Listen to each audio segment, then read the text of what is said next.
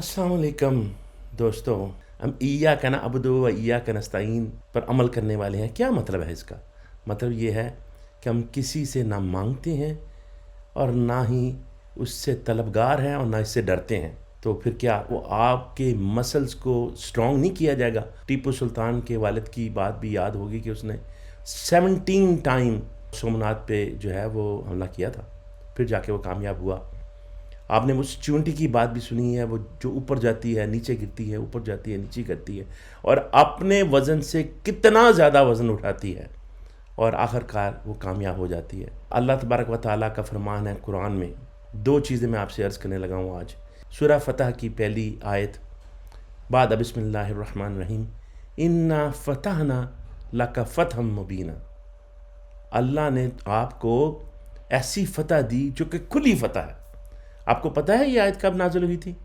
ये आयत नाज़िल हुई थी सुलह हुदैबिया के बाद, जब रसूल अकरम सल्लल्लाहु अलैहि वसल्लम और सहाबा रिज़वानुल्लाहि मजमाइन को खाना काबा जाने से रोक दिया गया था और आपके दो सहाबी जो कि कुफ़ार के जुल्म से भाग के आपको जा मिले थे, उनको भी वापस करना पड़ा था सुलह हुदैबिया के तहत। तो बड़े बड़े जलीलुल क़द्र सहाबा जो है वो बड़े परेशान हुए और इवन हज़रत उमर रज़ी अल्लाह ताला अन्हु के दिल में ये बात आई कि ये किस तरह की खुली फ़तह है कि हम उम्रा भी ना कर सके, हम कुर्बानियाँ भी अपनी ना दे सके और हम अपने सहाबा को भी लुटा के, और ज़ाहिरन ये लगता था कि सुलह हुदैबिया में जो है वो हमने रिट्रीट किया है। लेकिन क्या हुआ? फिर रसूल अकरम सल्लल्लाहु अलैहि वसल्लम से पूछा गया तो रसूल अकरम सल्लल्लाहु अलैहि वसल्लम ने याद करवाया कि मुझे उस रब की कसम जिसके कब्ज़ा कुदरत में मोहम्मद सल्लल्लाहु अलैहि वसल्लम की जान है कि ये एक खुली फ़तह है और ये खुली फ़तह का पेश खैमा होगी। ये सहाबा को वो नज़र नहीं आ रहा था क्योंकि वो अपनी दुनियावी नज़र से देख रहे थे, लेकिन और उनका बेशक ईमान हमसे तो बहुत ताकतवर था, लेकिन जो रसूल अकरम सल्लल्लाहु अलैहि वसल्लम की नज़र थी, चूँकि अल्लाह तबारक तआला की डायरेक्ट वही उन पे आती थी और अल्लाह तबारक व तआला ने कहा कि ये खुली फ़तह है। बेसिकली ये खुली फ़तह का पेश खैमा है। आपको पता है कि सुलह हुदैबिया जो कि ज़ाहिरन एक रिट्रीट नज़र आ रही थी, एक डिफ़ीट नज़र आ रही थी, उसके बाद क्या हुआ? उसके बाद फ़तह मक्का हुआ और फिर सारे हिस्टोरियन ने लिखा कि फ़तह मक्का की दाग बेल सुलह हुदैबिया ने डाली थी, जो कि सहाबा को नज़र नहीं आ रही थी। हालां तक ये था कि कफ़ार ने जब स्टैंप हो रही थी, साइन हो रहा था सुलह हुदैबिया का जो ट्रीटी था, तो उसमें जो लिख रहे थे रसूल अकरम सल्लल्लाहु अलैहि वसल्लम की तरफ से, उन्होंने कहा कि या रसूल सल्लम, मैं तो मोहम्मद रसूलुल्लाह नहीं मिटा सकता, क्योंकि उन्होंने कहा कि अगर हम आपको रसूल मान लिया तो फिर बात ही कहाँ रहेगी, हम आपको रसूल नहीं मानते, तो खाली मोहम्मद इब्न अब्दुल्लाह लिखो। तो आप सल्लल्लाहु अलैहि वसल्लम ने कहा ठीक है, हटा दो रसूलुल्लाह। तो फिर कोई सहाबी हटाने के लिए तैयार नहीं था, तो रसूल अकरम ने खुद वो कलम लेके वहाँ से रसूलुल्लाह हटा दिया। तो आप ये देखें कि इतनी बड़ी बात, और फिर विदिन अ ईयर रसूल अकरम सल्लल्लाहु अलैहि वसल्लम ना सिर्फ गए और इतनी आसानी से मक्का फ़तह हुआ कि दुनिया की तारीख़ में कभी इतना बड़ा इनकलाब इतनी कम अमवात से क़िताल से नहीं हुआ कभी। ये है ईमान की बात। इन्ना फ़तहना लका फ़तहन मुबीना। अब आपको एक और आयत सुनाता हूँ, सूरह मुल्क की दूसरी आयत है, बाद बिस्मिल्लाहिर्रहमानिर्रहीम, अल्लज़ी खलक़ल मौत वल हयात लियब्लुवकुम अय्युकुम अहसनु अमला व हुवल अज़ीज़ुल गफ़ूर। अल्लाह ने मौत और हयात बनाई है, इसलिए अल्लज़ी खलक़ल मौत वल हयात, अल्लाह ने मौत यानी डेथ यानी मौत बनाई है। मौत का लफ्ज़ पहले इस्तेमाल किया, हालांकि अल्लाह ने तो पहले ज़िंदगी बनाई है। तो ये क्यों इस्तेमाल किया मौत का लफ्ज़? अल्लाह तबारक व तआला कोई भी सीक्वेंस में, जब आप कुरान पढ़ रहे हो तो एक एक चीज़ पे गौर किया करें, सीक्वेंस पे भी गौर किया करें।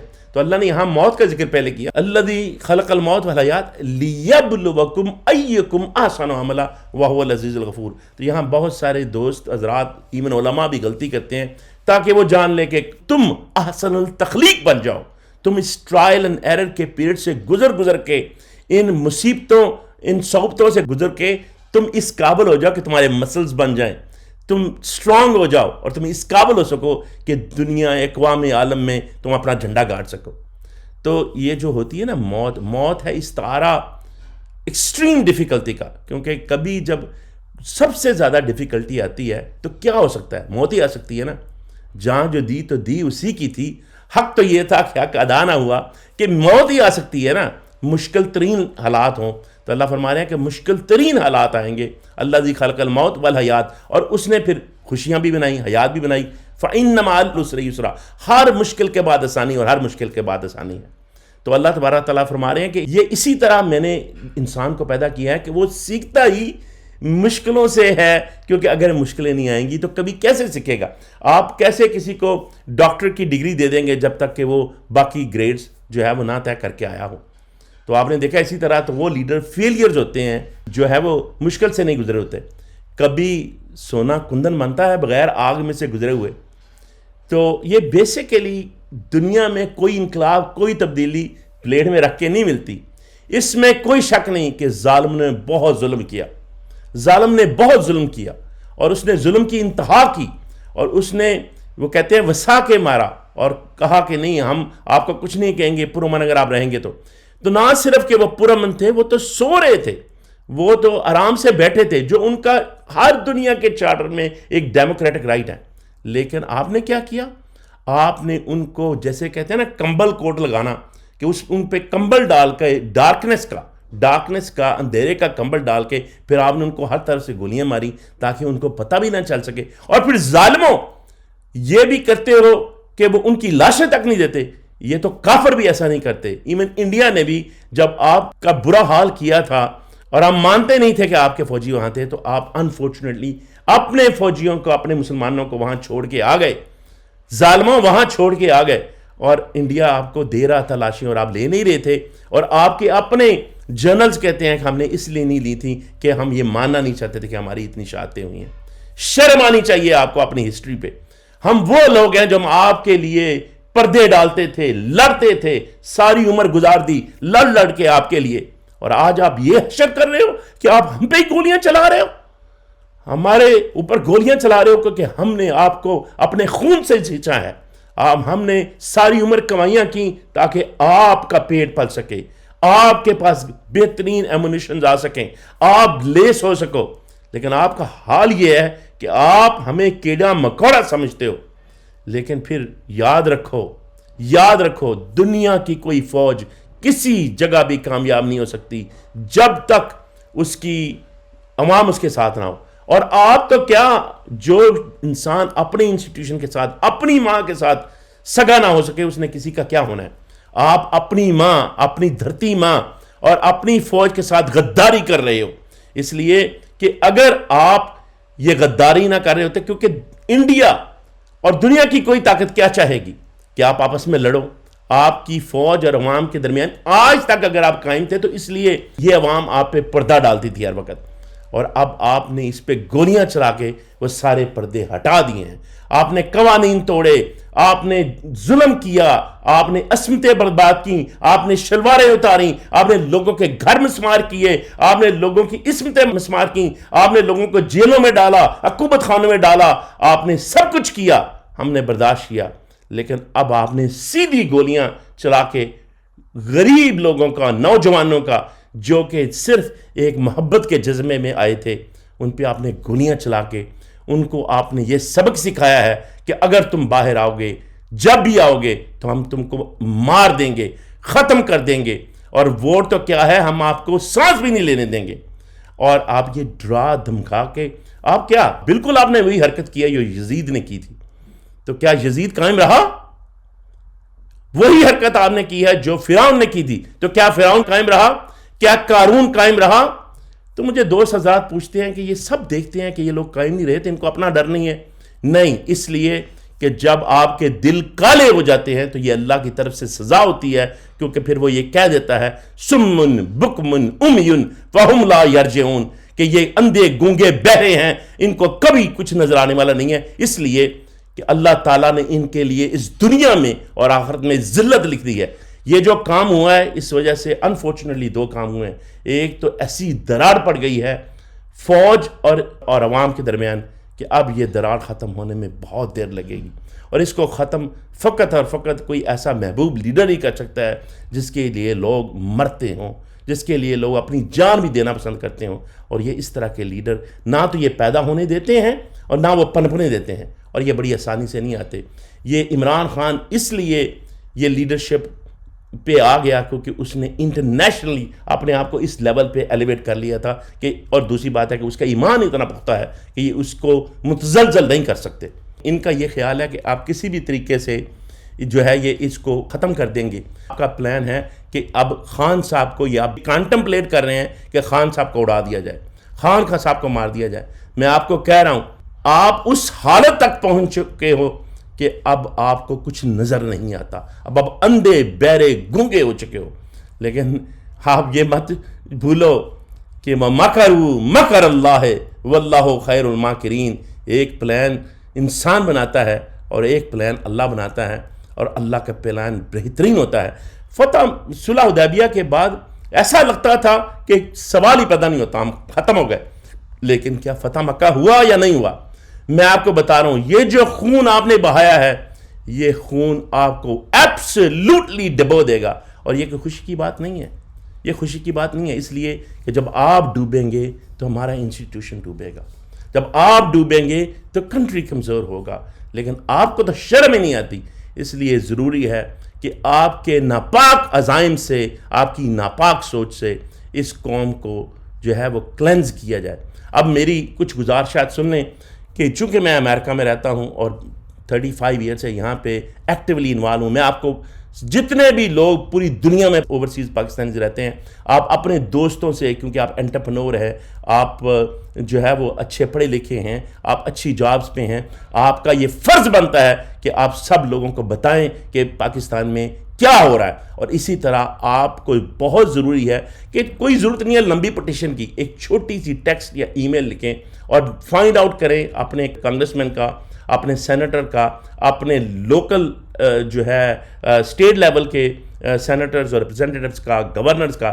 آپ کے فرض بنتا ہے کہ آپ ان کو یہ آواز پہنچائیں، ان کو جا کے ملیں، یہ آپ کا حق ہے، اور ان کو بتائیں اور یہ چیز اوپر لے کے آئیں کہ ایک تو ان لوگوں کا شہباز شریف اور چودھری نظام الدین کا جو ہے نا وہ بالکل ناطقہ بند کریں، یہ امریکہ میں یا کسی بھی سویلائز کنٹری میں نہ آ سکیں.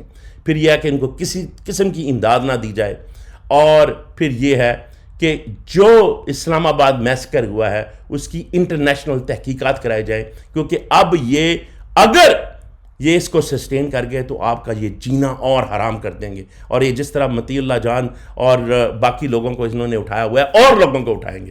لیکن اگر آپ نے آواز اٹھائی اور اگر آپ جو ہے وہ پاکستان میں بھی اور یہاں بھی، ہاں میں یہ سمجھتا ہوں کہ پنجاب میں پرٹیکولرلی انفارچونیٹلی لوگ نہیں نکلے، اور اس کی وجہ جو سب سے بڑی وجہ ہے، جتنی بھی لیڈرشپ ہے یہ بڑے سہل پسند لوگ ہیں، چاہے وہ وکلا ہوں، چاہے وہ کوئی اور پولیٹیشین ہوں، یہ بڑے سہل پسند لوگ ہیں، یہ چھوٹی سی باتوں سے ڈر جاتے ہیں.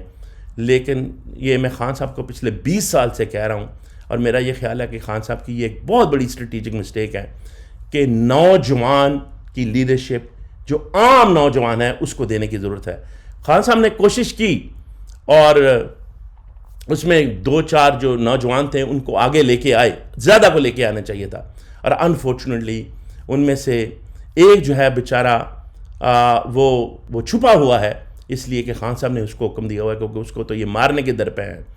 اور ایک جو فیصل آباد کا بدتمیز انسان تھا، یہ فرخ حبیب، جس کے لیے ہم سب نے چندے اکٹھے کیے، وہ ظالم کا بچہ بہت ہی گندا نکلا. اور لیکن خان صاحب کو ضرورت یہ ہے کہ نوجوانوں کو ہر صورت میں آگے لایا جائے، کیونکہ صرف اور صرف نوجوان ہیں جو کہ سر بکفن ہو کے نکل سکتے ہیں اور نکال سکتے ہیں. تو انٹرنیشنلی آپ کو سب کو جو ہے وہ اپیل کرنی ہے، اور لوکلی آپ کو نوجوانوں کو جو ہے وہ آگے لے کے چلنا ہے. اور میں سمجھ سکتا ہوں کہ کیوں خان صاحب نے علیمہ خان کو اور بشرا بی بی کو آگے لگایا، کیونکہ اس کو پتہ ہے کہ یہ لوگ کمپرومائز نہیں ہو سکتے، اور وہ کمپرومائز نہیں ہوئے. لیکن ان کو بھی جو ہے وہ پش کر دیا گیا، اور اب ان کو پکڑنے کے یہ در پہ ہیں، کیونکہ ان کو پتہ ہے کہ یہ وہ خواتین ہیں جو کبھی پیچھے نہیں ہٹیں گی. اور ایک تو فخر کی بات ہے کہ ہماری جتنی بھی خواتین ہیں یعنی وہ چاہے راشمی راشد ہوں، جیسے عالیہ حمزہ ہوں، وہ چاہے اور بہت ساری خواتین ہیں، انہوں نے حد کر دی اور مردوں سے زیادہ طاقت دکھائی. اور انفارچونیٹلی ہمارے مردوں نے، پرٹیکولرلی پنجابیوں نے، جمع مردی نہیں دکھائی. اور آپ یہ یاد رکھ لیں کہ اگر آپ اسی طرح گھر میں بیٹھے رہے تو نہ آپ کا کوئی مستقبل ہے، نہ آپ کی آنے والی جنریشنز کا کوئی مستقبل ہے. تو میں نے اپنے جذبات کو تھوڑا منظوم طریقے سے بھی عرض کیا ہے، اور یہ آپ کے ہی جذبات ہیں. ہائے ہائے ہائے، مرشد میں تجھے لینے آیا تھا خالی ہی ہاتھ، مرشد میں تجھے لینے آیا تھا خالی ہی ہاتھ، محافظ نے مجھے موت کا گلدستہ تھما دیا. مرشد تو تو کہتا ہے یہ فوج ہے میری، مرشد تو تو کہتا ہے یہ فوج ہے میری، گولی سے اس نے مجھے ابدی نیند سلا دیا. کنٹینر پر میں تو نماز خدا تھا پڑھ رہا، کنٹینر پر میں تو نماز خدا تھا پڑھ رہا، محافظ نے مجھے دھکیل کر آزاد کر دیا. مرشد تو قید میں ہے ہمارے لیے پڑا، مرشد تو قید میں ہے ہمارے لیے پڑا، جان تو دی ہے میں نے مگر تجھے دیکھ نہیں سکا. گولی جب آ کے لگی سینے میں میرے، گولی جب آ کے لگی سینے میں میرے، گرم خون نے میرے 804 لکھ دیا، گرم خون نے میرے قیدی 804 لکھ دیا. فرشتوں نے جب میرا استقبال کیا، فرشتوں نے جب میرا استقبال تھا کیا، استفسار میں نے کیا وہ ظالم کا کیا ہوا، استفسار میں نے کیا وہ ظالم کا کیا ہوا. ندائے غیب آئی تو کامیاب ہے ہوا، ندائے غیب آئی تو کامیاب ہے ہوا، ظالم کا در کے اسفل تیار ہے پڑا، ظالم کا در کے اسفل تیار ہے پڑا. آپ کو پتا ہے نا، در کے اسفل نیچا ترین درجہ ہے جہنم میں منافقین کا، جو ان کا حال ہونے والا ہے. منظور ہے خدا کو مثال وہ بنے، منظور ہے خدا کو مثال وہ بنے، عبرت ہو اس کو فرعون اور قارون کی طرح. مرشد میری موت رنگ لائے گی ضرور، مرشد میری موت رنگ لائے گی ضرور. کیوں شہید کی موت میں ہے پنہا حیات قوم، مرشد تیری قیادت ہے کمپرومائز ساری، مرشد تیری قیادت ہے کمپرومائز ساری. جوانوں کو پیروں کا استاد کر کے دیکھ ذرا، جوانوں کو پیروں کا استاد کر کے دیکھ ذرا.